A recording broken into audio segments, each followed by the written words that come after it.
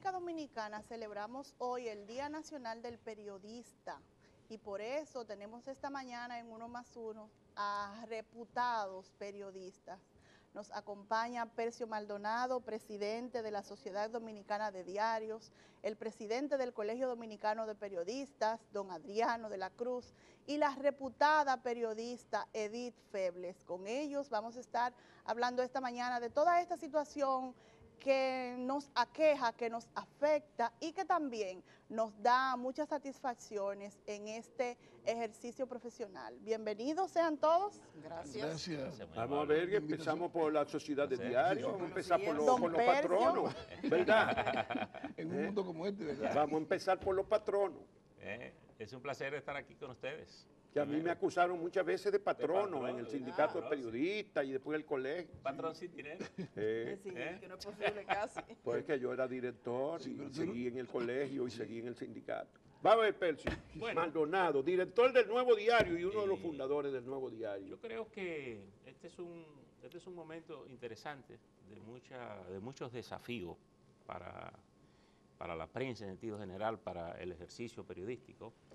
Comenzaría diciendo que tal vez nunca como hoy se necesita tanto el ejercicio periodístico, porque pienso que cada año mueren cantidad de periodistas, cientos de periodistas en este ejercicio.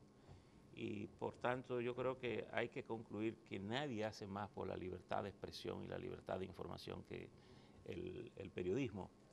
Y diría que si mataran tantos dirigentes políticos como periodistas mueren cada año, el mundo viviría en una crisis profunda. Y tal vez ese es un aspecto que vale la pena valorar.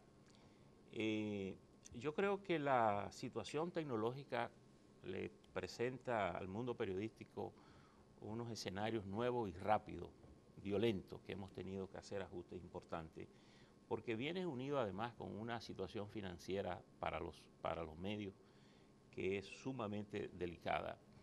Y creo también que esta realidad nos ha universalizado el ejercicio. Pues yo pienso que todo este ejercicio hay que pensarlo más allá de las 48.000 kilómetros cuadrados de nuestras fronteras, porque hoy es impensable pensar que un medio convencional como es un periódico, como es la televisión, como es la radio, exista sin ser parte de lo que son las redes sociales hoy y la internet. Entonces, esa es parte de nuestra realidad. La otra cuestión es que yo creo que hay una mala relación de los gobiernos democráticos y la prensa, a pesar de que los gobiernos democráticos han sido los más usuarios del ejercicio de la prensa, pero creo que no hay una valoración del ejercicio periodístico de la prensa como un valor per se de la democracia, como un valor. Y yo creo que eso nos lleva a un enfrentamiento constante por las limitaciones de acceso a la información, por los intentos permanentes que hay de establecer obstáculos de ley para nosotros tener acceso. En el caso dominicano, las últimas muestras son la ley de partidos políticos y la del régimen electoral. La discusión que estamos teniendo ahora para cambiar la ley 6132. Es decir, hay una resistencia a vivir en libertad. Es como si le tuviésemos miedo a la libertad. Los mismos gobiernos han establecido procedimientos en que casi obligan al periodismo a un ejercicio de relaciones públicas, porque ya ellos no quieren responder preguntas, ellos quieren pautarse y colocar las notas que ellos creen que es noticia. Y pienso que eso nos genera a nosotros un desafío enorme para seguir luchando por eso. ¿Y no será, don Percio, que ese mismo desafío y la vinculación del periodismo, de los periodistas, del ejercicio con el gobierno, con los gobiernos, lleva a los periodistas a autocensurarse de alguna manera? Ese vínculo. Yo pienso que puede haber de todo, pero y evidentemente, fíjate que parte de la política de los gobiernos es sacar los buenos periodistas de las redacciones, primero con posibilidades de mejores condiciones, con mejores salarios, económicas, claro, de condiciones que los medios evidentemente no pueden dar, y a partir de ahí entonces Bueno, el construyen salario ellos su promedio del propio. sector público de los periodistas más que duplica el salario Claro, promedio que claro. tienen los periodistas dominicanos en los Sí. medios. ¿Qué Adrián no debe condiciones? tener algún dato, porque algo ha hecho el Colegio de Periodistas de investigar, y creo que también hubo un libro publicado con auspicio de la UNESCO donde se hizo algo de eso. ¿Cuál informe tienen ustedes sobre eso? Bueno, los últimos informes que hemos elaborado, gracias a los estudiantes de periodismo de las distintas universidades, que nos están sirviendo ahora de apoyo, primero para que ellos sepan cuánto cuesta esto y el significado que tiene el hecho de que sean periodistas. Un periodista está ganando 18.000 pesos. ¿De promedio? Sí, promedio. El reportero, Sí, digamos. sí, es reportero. Sí. Es decir, si tú pones muy lejos, 30.000, y si pones muy cerca, 13.000. Esa es la realidad. Tanto es así que se fueron de la radio y eliminamos prácticamente las radios, quedando solamente Radio Mina Informando, que es una emisión que sale aproximadamente 45 minutos. Y 3 periodistas y 2 locutores. Eso es insólito, ¿verdad? Pero la segunda realidad de todo esto es, además de los bajos salarios, de los muy pobres bajos salarios, el Estado tiene 1.200 periodistas, más que todos los medios. ¿Tiene cuánto? 1.200 periodistas. 1900. 1.200. En todo el Que país. solamente, Sí, pero sí. yo creí que eran más. Hasta ahora 1.200 periodistas, tanto así que le dije al presidente. Bueno, 1200 de Sí. todas maneras, tú dices que es más que todos los periódicos, Que todos y los- todos sí, los canales de que- televisión. y todos los medios. Y todos los medios. sí. Yo le dije al presidente, Esos son los que están públicamente en la nómina, bueno, espérate. los 1200. No quiero, no Sí, quiero porque decir hay, más. hay otros mecanismos de asistencia a un Sí. periódico digital. Sí, esa de, cosa. de ayuda, de colaboración. No, de y está la contribución. publicidad que Y la sostiene a infinidad de programas, sobre todo en el interior del país, que no tienen Sí. mucho acceso a la gran publicidad, y entonces tienen que vivir de Sí. publicidad del Estado, Del Estado, y ahí sí. empiezan los problemas. Y entonces eso sí alarga la lista. Eso alarga Y los lo lle- 1200, y lo lo lleva a triplica, 1.800. Sí, De los 600 que reciben apoyo sí. por concepto de publicidad.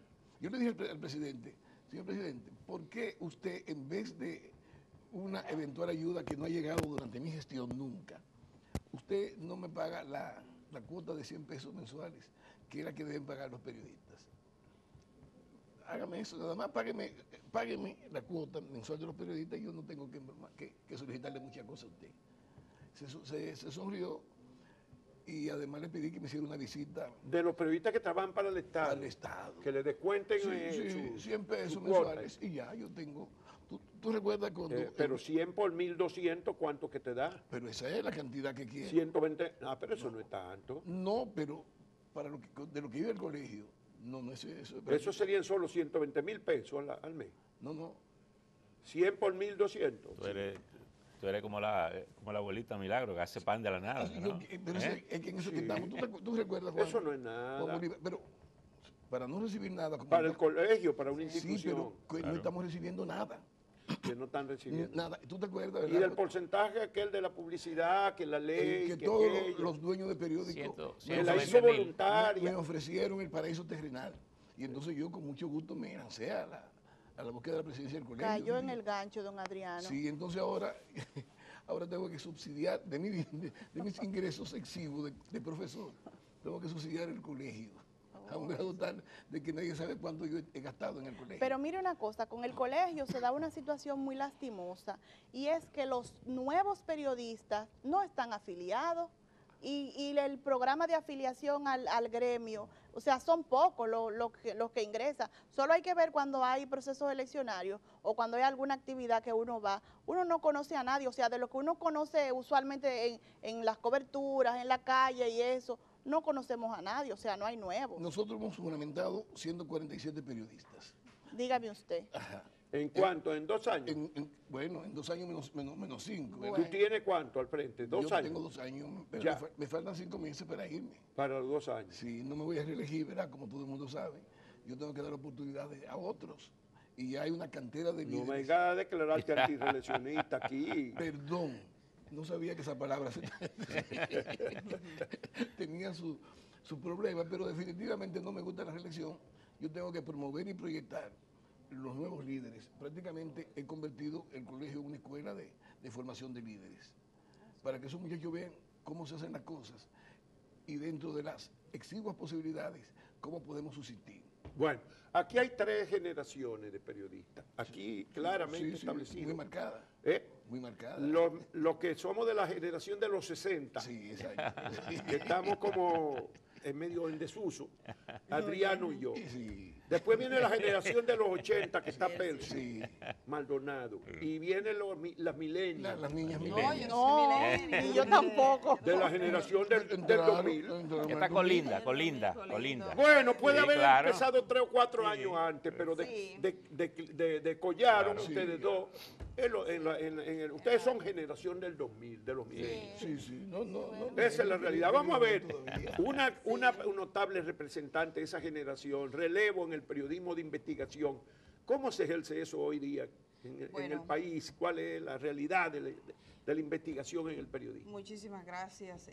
Primero que nada, saludarles y saludar a tanto a Percio como a Adriano. Agradecer que estamos aquí, saludar a todos los periodistas y las periodistas de este país que de alguna manera trabajan administrando miserias en la mayor parte de las veces, porque veía la referencia del estudio que decía Adriano, que es un estudio de Adalberto Grullón, precisamente Sí. de este programa, que el 72% de los periodistas en República Dominicana vengan menos de 30.000 pesos. La mayoría de ellos tienen trabajo doble. Menos de 30.000. Sí. Menos de Y 30.000 pesos es el 72%. promedio hoy día de las canastas familiares. Tienen que tener más, El promedio. pero le exige a un periodista, por ejemplo, un periodista de televisión, le exige ir vestido como Doble empleo, con un tipo ataviado, le exige Sí. maquillaje, le exige cierta... El periodismo tiene también eso, y entonces yo sé que resulta muy difícil para muchos. El periodismo, digamos que de investigación, yo creo que tiene muchos desafíos. Hay una palabra que usted citaba hace un ratito, cuando estábamos sentados allá, que era el de la certidumbre. Y lo decía a nivel internacional, la certidumbre de lo que está pasando, que falta certidumbre, muchas certezas faltan entre nosotros. Yo creo que este es un tiempo donde tenemos más y mejores posibilidades de estar comunicados, donde tenemos las redes sociales a mano, donde tenemos unas posibilidades inmensas en plataformas tecnológicas. Aquí el ciudadano del más apartado rincón está grabando lo que está ocurriendo, está transmitiéndolo, pero al mismo tiempo que eso nos representa una gran riqueza y una gran posibilidad, es un gran desafío por la manipulación de la que puede hacer objeto. Y yo lo digo con conocimiento de causa, o sea, te encuentras en las redes sociales que hay participaciones por nóminas, donde encuentras que hay gente que manipula los contenidos. En todo este tipo de situaciones es un desafío para el periodismo en este tiempo, y creo que también es un compromiso para poder ser creíbles y poder llevar luz en ese universo donde pareciera que la gente está mejor comunicada, pero que puede ser estratégicamente confundida. Y eso lo vamos a encontrar todos los días. Gracias. Yo creo que ese es uno de los principales desafíos que tenemos en este momento. Obviamente, el tema de la investigación, por ejemplo, está relegado en la prensa. Cada vez más nosotros vamos encontrando que, así como decía Percio, el problema que tiene de los recursos, por una situación de recursos, por la rapidez, ya casi ni se investiga. Aquí la policía manda una nota de que mataron a una persona, y ya hay medios de comunicación en sus páginas digitales que dicen: nuestra Policía Nacional informó. Que la suben tal cual. Que la suben tal cual y Sí. dice en una operación legal. Nadie se preguntó, primero, que eso no es legal, y segundo, que no puede poner nuestra policía, porque pone la nota de prensa tal como fue enviada por la policía. Entonces, tú te encontrabas cuando estaba, por ejemplo, el periódico El Siglo, cada muerte se indagaba, se documentaba qué fue lo que pasó, ibas al barrio, ibas donde la gente, le preguntaba cómo fue que ocurrió. Pero tenemos esa prisa, esa necesidad de llenar esos periódicos digitales, por ejemplo, el desafío de la redacción, que tiene que tener al otro día contenido, que de alguna manera está, yo creo que carcome, que lesiona. Pero el es que rigor. también, Edith, en las redacciones hay cada vez menos periodistas. También. Y cada periodista tiene que servir su contenido, su agenda a múltiples plataformas de ese medio. Entonces, ¿de qué manera operativamente y funcionalmente Exacto. se puede investigar un contenido más a profundidad? Y en ese proceso de no investigar las cosas y la necesidad de llenar cada una de esas agendas y guiones y cada una de esas plataformas, la ética muere en Muere el todo. medio. Y muere la verdad. Y muere la verdad. Creo que una cosa va conduciendo a la otra. Y hay un cambio importante aquí que se ha dado con la tecnología. Antes uno trabajaba 24 horas para hacer una nota para el día siguiente, sustentada, investigada, confirmada.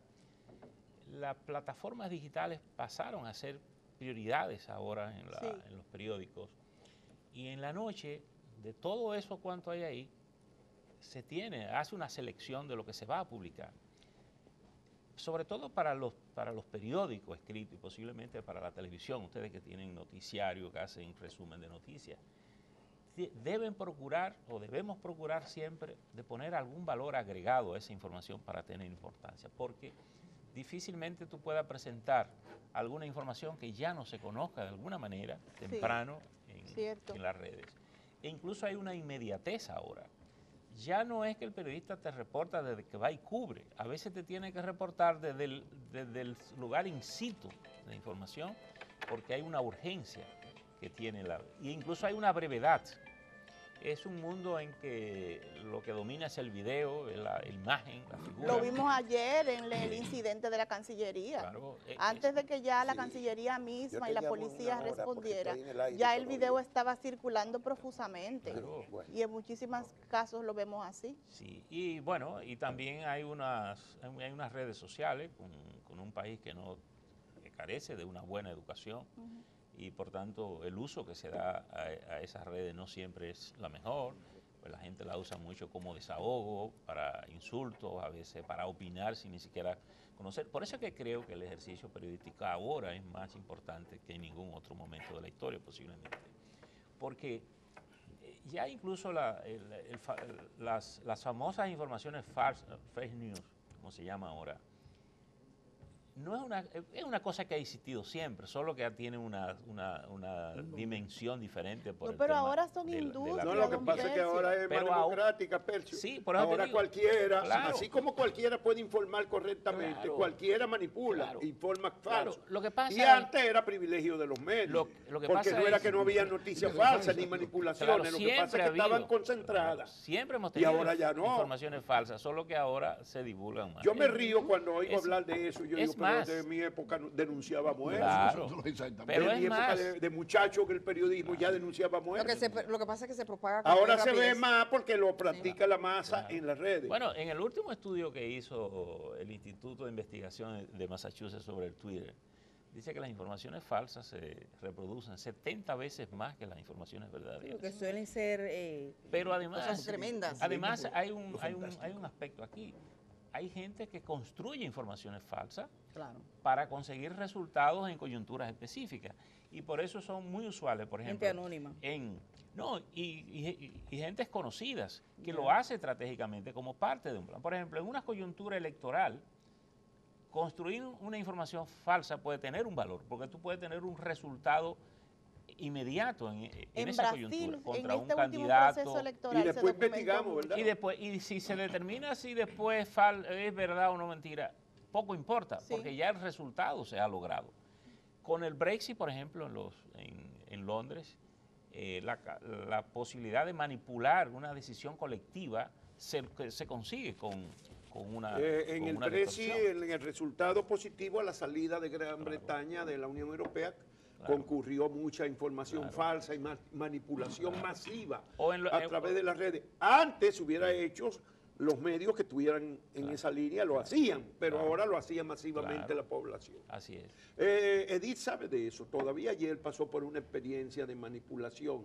Sí. ¿Cómo fue eso? Que la Embajada de Estados Unidos emitió a petición tuya una información y se la adulteraron en las redes. Después apareció falsificado el comunicado de la Embajada. Sí, es bueno, yo incluso quiero explicarlo posteriormente, si hubiese sabido quizá lo pongo acá con la gráfica para que la gente lo vea, pero puedo comentarles que hace aproximadamente 2 semanas, a propósito del caso de Miriam Germán, yo envié una serie de preguntas a la Embajada de los Estados Unidos en el país, con relación a varias situaciones. Unas preguntas que incluso agregué otras con posterioridad y ayer mismo le pedí especificación sobre las respuestas que daba. En el día de ayer, la Embajada de los Estados Unidos me respondió a esas preguntas, básicamente. Y en lo que se refiere al ciudadano Richard Molina Ovalle o Richard Gloss Ovalle, que ahora sabemos que es una misma persona.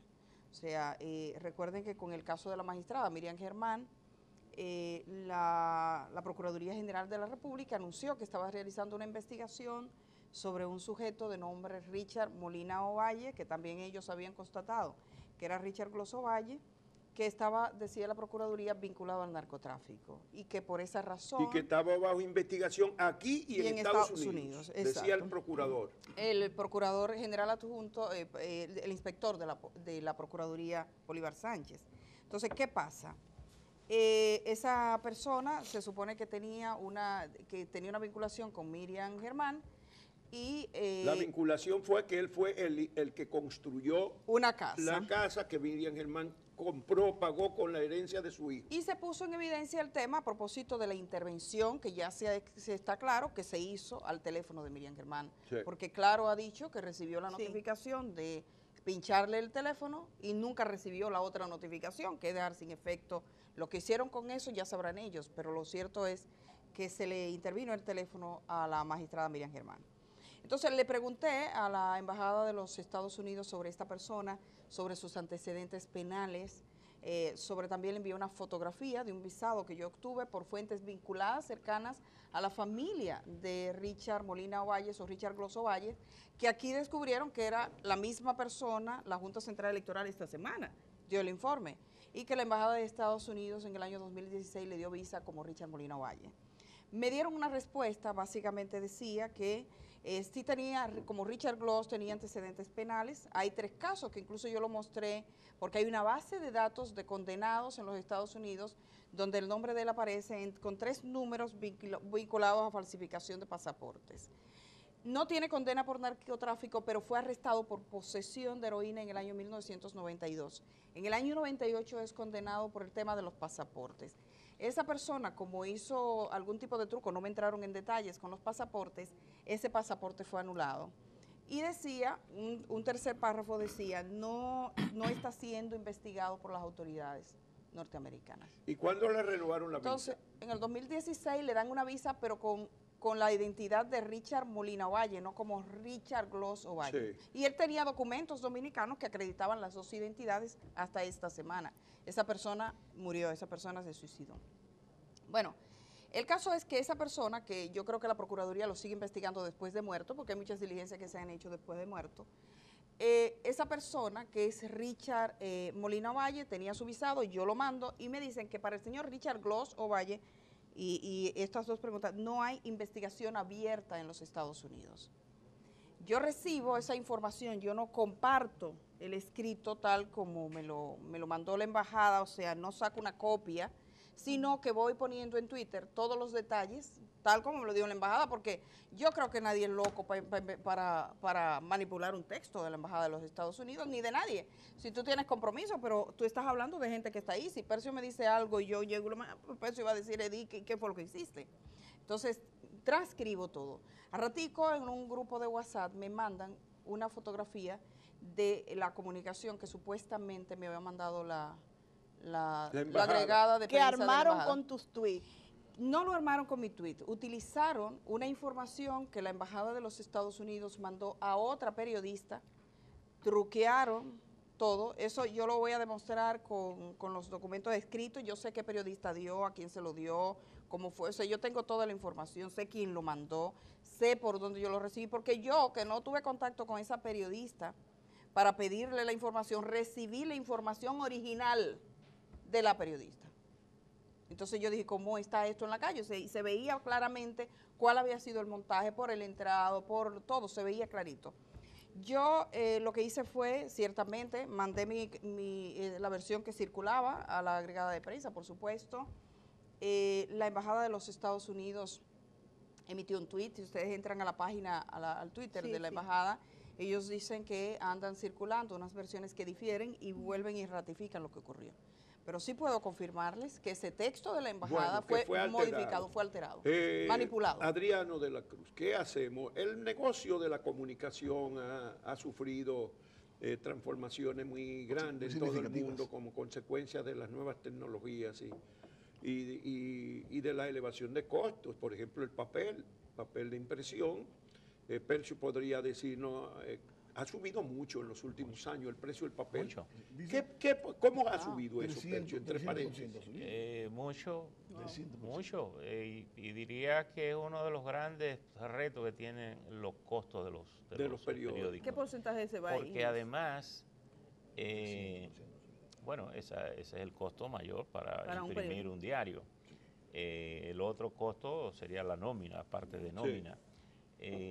Y el otro costo es la inversión que hay que hacer para sustituir todos los viejos procedimientos con que se hacían para tú ya hoy obviar los procesos de negativo y esas cosas para entonces que eso vaya a la plancha. Es decir, hay requerimientos de inversión importantes, pero el papel debe haber subido alrededor del 50% en los últimos años. Y además tiene... ¿En los últimos cuántos años? ¿2 o los 3? últimos 2 o 3 años, porque la otra cosa es que hay una escasez de papel En el mundo. en el mundo, Sí. porque la tendencia es a dejar de producir papel. En el caso de Canadá, Entonces, Adriano, eso altera y produce mucho desempleo de los periodistas, dificulta la profesión, la hace más vulnerable.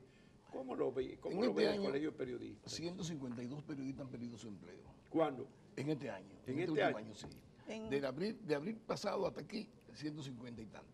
Pero de los medios De los medios, establecidos. Sí, de los medios establecidos. Es muy fácil buscarlo, ¿verdad? Y encontrarse de una vez 42 de uno, 32 de otro. Eso es grave. Y la pérdida en el interior del país, 5, 3 y 1. Queda 1 y 2. Precisamente ayer hablaba con los hermanos de San Juan y me decían, solamente quedamos 2 de 17 que éramos, trabajando periodismo formal. en los medios. Y entonces tienen que montar un programita de radio Exactamente. local y auxiliarse de que del ayuntamiento, Sí, del eso. senador. Sí, Bueno, estatal. hace unos meses salió una polémica de que le habían cancelado el equipo de comunicaciones del senador de Montecristi. Sí, eso es. ¿Y sabe cuánto era el equipo de comunicaciones? 30 y pico de periodistas. Wow. Periodistas. Más que la redacción de... Allá. que Sí, más que la redacción de Pero Teletilla. Montecristi, Pero se lo cancelaron en el proyecto La Cruz de Manzanillo. 30 Un y... proyecto del Estado. Ahí tenía 32, pero claro que eran comentaristas, locutores, gente Ellos se tenía llaman- programitas comunicadores se locales. llaman. Y Gente que entonces está en la estaban en la comunicación. nómina Así es. de La Cruz de Manzanillo, del proyecto ese de Guineo, que desapareció. la guineera. La guineera. Ajá, pero es increíble. Pero el otro salió otro diciendo que en realidad le cancelaron a él, pero no cancelaron a lo de otro que compite por la senaduría con él. Y entonces daban la lista del otro. Eran menos. Sí, Pero el otro también, el otro tenía eran también su eran propio. 24. En la misma empresa del Estado había otro grupo del increíble otro eso. que aspira a ser senador. Y naturalmente tenemos que protegerlo. porque- Y desde luego uno era Danilita y el otro era Lionelita. Ah, porque así que va la cosa. y tú no sabes en un momento determinado a quién proteger de los dos. Sí. Cualquier pronunciamiento. Y yo salí diciendo increíblemente, yo no ¿Tú me no relijo. conociste el caso? Sí, pero te estoy dando manejaste el caso. Números exactos, 24 de otro. Son los que están... ¿Cuánto eran? 24, ¿Y el otro? 35. 24, Eran 35 y 24. Yo recordé 35 y 32. 24. Bueno, 59 Bueno, sí, periodistas. periodistas. O sea que ahí habían 50 y pico Pero eso es más que la de redacción. periodistas, entre comillas, que estaban en la nómina de un solo proyecto del Estado. Pero eso es más que la redacción del listín diario. ¿Eh? Más que la redacción del listín diario. Mucho más. Y su apoyo tecnológico, ¿verdad?, de la plataforma. Entonces, para el colegio pronunciarse a favor o en contra, Sí, no, eso es una situación delicada. costosísima. Tengo que Difícil. averiguar y después, finalmente, dejar que ellos sigan protestando y echarle el asunto al sindicato, que tiene que ver con ese asunto de reivindicaciones, porque no le pagaron su... Las prestaciones no se las pagaron. No, Ah, ya. porque que ellos están en una situación siempre... ¿Y cuántos años tenían trabajando? Bueno, 10, 8. El senador debe tener como 8 o 10 Y, años. y los el salarios senador de esos tenía periodistas, años. ¿se sabe? Tercio, el negocio de los periódicos, el sustento, vamos a hablar, para hablar en términos más comprensibles, el sustento de los periódicos, se está diluyendo la base de tradicional de sustento, hay menos publicidad para los periódicos, se debilitan los periódicos. Yo creo que parte del reto, digamos, de sostenibilidad de un medio es precisamente la parte de sus ingresos. Y la publicidad pública incluso ha estado bajando, la publicidad privada también ha ¿Y estado la pública bajando. ha bajado? Sí. Pero el gobierno gastó 11 millones de pesos diarios el año pasado en publicidad. Pero esa publicidad no va a los medios convencionales. ¿Y dónde va? Va a las modalidades que tienen los gobiernos de patrocinar las llamadas bocinas, los programas especiales. Que están concentrándola ahí. Yo creo que hay que distinguir, pero por ejemplo una pauta en un periódico, en un diario, tú abres el periódico y te das cuenta que, bueno, están los anuncios institucionales, de convocatoria, ese tipo de cosas, pero esa publicidad que hace el Estado haciendo campaña, eso ha desaparecido de los medios. Entonces yo creo, fíjate, y yo pienso que aquí ha habido una tendencia que es la de ir hacia que grupos económicos son los que están sustentando de alguna manera los medios. Para un grupo económico, el principal objetivo es hacer sostenible el medio como primera tarea. Evidentemente, todo grupo que invierte quiere tener un beneficio, pero yo pienso que un grupo económico que tiene otras actividades que son sus principales ingresos, que le genera sus principales ingresos, el propósito central es hacer manejable un medio de comunicación desde el punto de vista financiero. Por eso, todo el esfuerzo que hacen los medios por hacer ajustes, reducción de páginas, reducción de personal en consecuencia, la investigación. Tamaño del formato que está cambiando, ya el listín diario es un formato más pequeño. Eso es parte del esfuerzo. ¿Eso que implica? Menos costo de papel, eso es menos papel. menos personal en redacción posiblemente, sufren los aspectos de la investigación. Claro.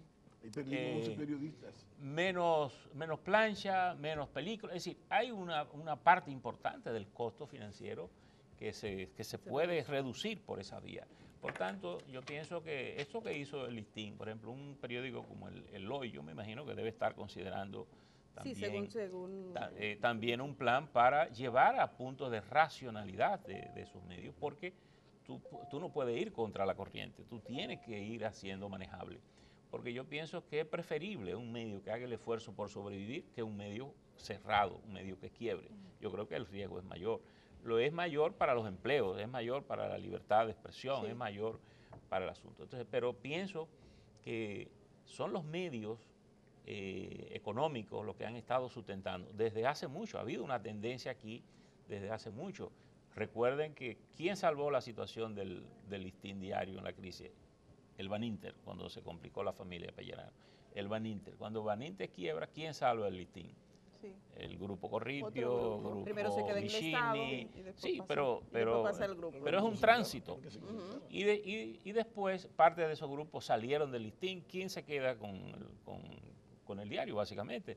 El grupo Pepín. Por tanto, el grupo Pepín, que además es muy racional en su lógica económica, está procurando hacer sostenible el medio. Y posiblemente en manos de un grupo como el de Pepín puede el periódico tener más garantía que en cualquier otro grupo, porque ya muchos de los Pero medios, eso implica un proceso de concentración. Claro, de los medios. Lo eso implicará. Es otro elemento Es otro elemento, indeseable. Es otro elemento, pero es inevitable ese proceso, porque una cosa te va a conducir a la otra. Y yo prefiero que alguien tenga muchos medios y no muchos medios cerrados. Porque yo pienso que nadie tiene tantos intereses que pueda llenar todos sus medios solo con sus intereses. Exacto. Es decir, por tanto, un medio siempre será un patrimonio social en términos de libertad.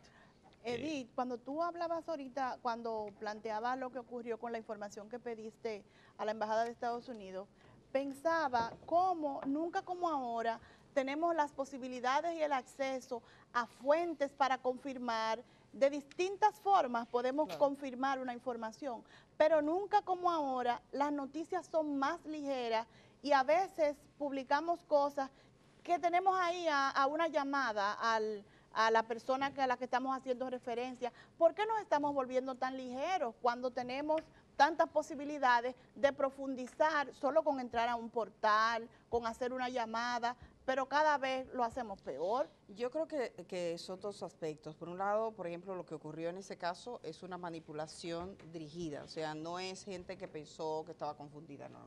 Ahí hubo un acto deliberado de manipulación que tenía unos fines, ellos sabrán cuáles, pero eso está claro, que hubo un acto deliberado. Ahora, lo que dices de tener acceso, una cosa que a mí me llamó la atención, conversando con alguien que dirigió los grupos hay una asociación de las personas que son las responsables de los departamentos de libre acceso a la información pública, de las instituciones públicas. Ellos, en una institución pública hay un encargado de relaciones públicas o un relacionista y está el responsable de la oficina de libre acceso. 201, la ley 201. Exacto, se hizo un estudio que fue José Tomás Pérez que llevó ese proyecto y se aprobó, la libre acceso. Y se hizo un estudio entre ellos hace ya algunos años y se demostraba que la mayor parte de los periodistas cuando procuraban información iban donde el encargado de comunicación o relacionista y no necesariamente a la oficina de libre acceso. Bueno, porque no se agota, la realidad no se es también que la profesión cada vez los periodistas están más explotados en términos literal, porque hay menos personal y tienen que cubrir más fuentes y le da menos tiempo a la investigación. Son todos esos mucho desafíos. menos, se quedan con la nota que le dan el relacionador público. Hay una brevedad. A veces no leen un documento, nada más ponen 4 párrafos de lo que le dice arriba y ya. Y más de un empleo. Tienen 2, 3 empleos. El pluriempleo. Sí. ¿Cómo se ha diagnosticado el pluriempleo entre los periodistas? Mira, el problema más grave es quién es periodista y quién no es periodista, pero es relacionista. Sí. Ese es uno. La confusión entre relacionista público y funcionario en estos días ha sido dramático con el caso de la Procuraduría. Exactamente. De un periodista que firma una información acabando con Miriam Germán en la línea de lo que el procurador buscaba, pero que después le sacan que esta es la nómina de la Procuraduría. Que yo debo decir que conversé con él y él en cierto modo aclaraba que no gestionó él la información. Debo ser honesta en eso, que él dijo que él no fue quien gestionó la información, porque lo que se quedó claro, que cuando se dio su nombre, que era Silvio Cabrera, eso le hace un daño claro, o sea, en términos, lo pone en evidencia y dice, estás trabajando para la Procuraduría. Cuando conversé con él, él aclaró que esa información no fue él que la procuró, sino que fue el medio que se la entregó. Pero se la pero mandaron de todas al maneras, medio, se la mandaron a él. No, el medio le dijo, usted trabaje esto. Sí, y que pero él al principio no pudo quería. haber dicho, yo estoy en la nómina de ahí mejor que o no ponerle la firma. Por lo menos no poner su firma ahí, porque él se es lo que hay planeó, muchas maneras. Pero la situación se ha complicado. Cuando tú comenzaste, que eres la más joven, era más fácil, iba más fácil porque tú ahora también has pagado consecuencias de investigar y de denunciar cosas. Era más fácil hace 15, 20 años que ahora. Yo siento que ahora tenemos más oportunidades realmente, hay más alternativas. Yo creo que quizás si yo hace 20 años hubiese quedado al margen como quedé ahora, quizás hubiese tenido menos posibilidades. Bueno, hay más posibilidades porque tú armas tu propio proyecto internet. No, y ahora mismo tenemos, por ejemplo, yo tengo un canal de YouTube y mi canal de YouTube se sostiene, o sea, tengo esa posibilidad. ¿Y te paga YouTube? Sí, paga. Y Altagracia Salazar parece también, que gana más ahora en YouTube que lo que ganaba en la televisión. No, en la televisión tenía que pagar por estar. En la televisión tenía que pagar por estar. Y ahora ella no gasta gasolina y le pagan por hacer su programa. Y lo hace desde su casa. Y lo hace desde su casa. Claro que ella es una persona, si tienes cierta movilidad dentro de que la gente te siga. Y es importante decir que la gente tiene que saber que esa es una manera de apoyar las voces independientes. Sí. Que la gente, yo por ejemplo, en 5 meses y medio he tenido 1,5 millones de personas que han entrado, 1,5 millones de entradas. Imagínate. En el canal. Y eso y de esas personas hay 31% que entra desde los Estados Unidos. Pero hay gente que entra desde diversas plataformas y países. O sea, yo no podría decir, porque yo creo que hay una lucha generacional de que uno siempre piensa que lo pasado fue mejor. Yo creo que nosotros tenemos... No, pero yo me refería a los medios formales, porque obviamente la ventaja es esa. Sí, pero en los medios, en los periódicos... Hay un cierre notable, o sea... es más difícil ahora. Se nota, o sea, claro, yo pienso que, y lo hemos visto, tú dices, como un programa que tiene audiencia, que está bien colocado, que la gente lo busca, que no está mintiendo, que no está demandado, ¿por qué se tiene que salir la persona que está ahí? O sea, uno se lo pregunta. Y eso ha ocurrido. Sale porque investiga mucho. Porque sale. Mejor no Y el investigar. riesgo es que si investiga mucho, tiene menos posibilidades Sí, de seguir trabajando. el procurador, por ejemplo, un testigo de eso. Es mejor no investigar mucho lo de Odebrecht y dejar esa vaina así. Está Para diciendo no meterse en rojo. que le faltó investigación. Sí. Dice- Que la auditoría. Sí. Bueno, sí, un día se van a hacer, pero no le nos faltó- metamos en Le eso. faltó investigación. Y, Sí. de ahí entonces todas las facilidades que le están Que dando. di que bueno, que ya lo que dijeron en Brasil ya eso es. Y ya. Pero lo que parece es que cada vez vamos hacia la autocensura, como que cada vez nos callamos cosas por conveniencia o que por el contrario lo hacemos para afectar al otro. Y uno lo ve, por ejemplo, cuando nosotros recibimos jóvenes de pasantía, tú ves como ellos mismos te dicen, no, a mí no me gustaría hablar de eso, no me gustaría tratar tal cosa. Entonces la gente, tú ves como que de primera intención se autocensura y luego cuando tiene que plantear otra situación es para agredir al otro. Entonces esa no es la mecánica del periodismo, don Adriano. No debería ser tiene que así. ser, pero es así. Yo tengo casos de gente que me dicen, Adriano, ¿qué debo hacer frente a una alternativa como esa? Y yo le digo, no ponga tu firma, No la pongo. no la ponga. Aunque yo difiero una cosa con lo de la firma, porque la no colocación de la firma no necesariamente exime a un periodista. Yo tuve una historia con una historia mía. Yo, por ejemplo, entrevisto a Percio Maldonado. Y yo voy donde Percio y le digo, Percio, usted me puede dar una entrevista y yo trabajo en un periódico. Probablemente es probable que Percio me esté dando la entrevista a mí, no al periódico. Exacto. Y él diga, yo creo en Edith, yo confío en Edith, yo sé que Edith no va a hacer una manipulación con Sí. lo que yo le estoy diciendo. Entonces yo me voy al periódico con la entrevista de Percio y hago un trabajo. Percio Maldonado dice, viene al periódico y lo manipula.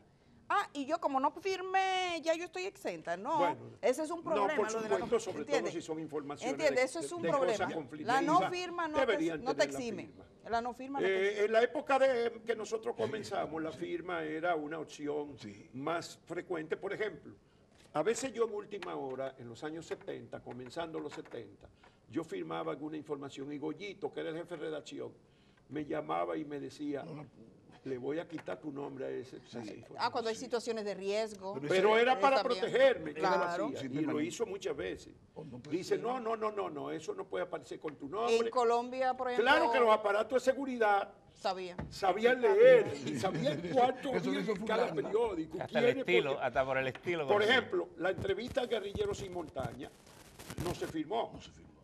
Pero a los 2 días me estaban allanando mi casa. ¿Y qué quiere decir? Sí. Que sabían. Que los aparatos de Que seguridad so- sabían que que era ese solamente yo. era, tú podías hacer eso. Es verdad que en esa época hasta te ponían gente dentro de los medios. Pues yo mantengo la Sí. misma, Claro. Sí. mantengo la orientación Pero de no, que pero mejor no la en esa firmes. época, yo Mejor creo no, que bueno, todas las finalmente épocas. se acabó el tiempo.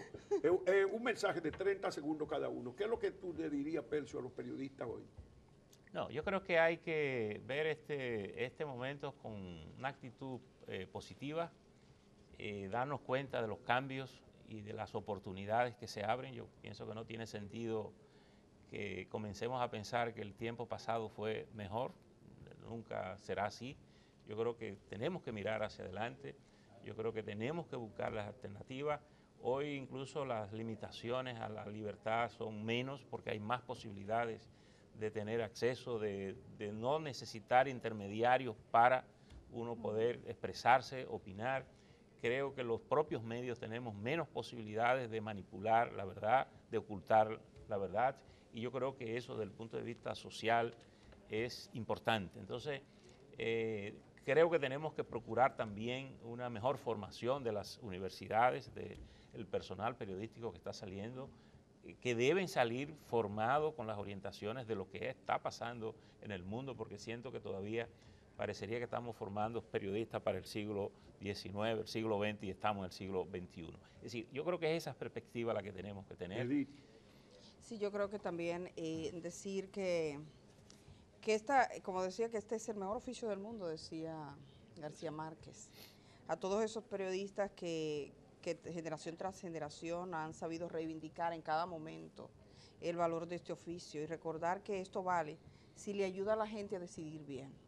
La gente está escasa a veces de tener certezas. El amor por la verdad para mí es algo muy, muy importante.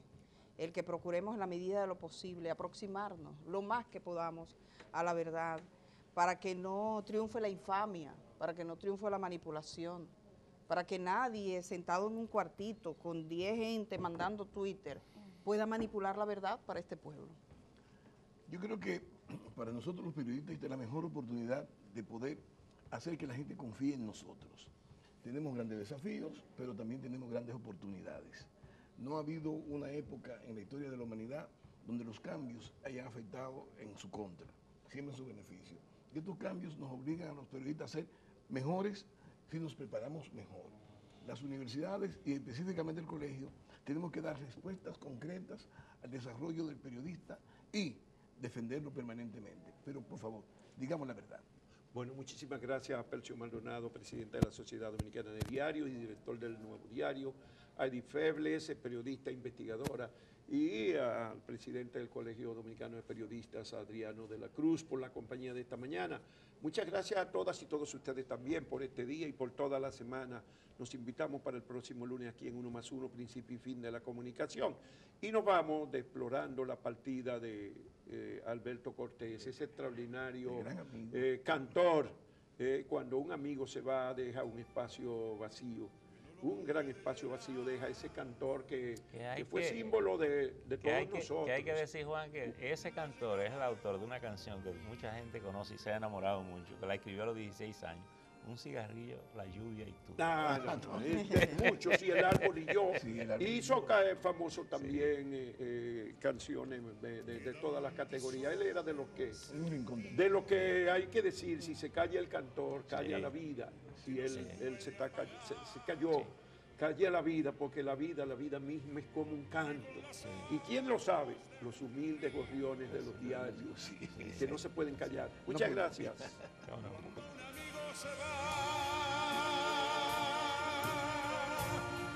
Una estrella se ha perdido, la que ilumina el lugar donde hay un niño dormido. Cuando un amigo se va, se detienen los caminos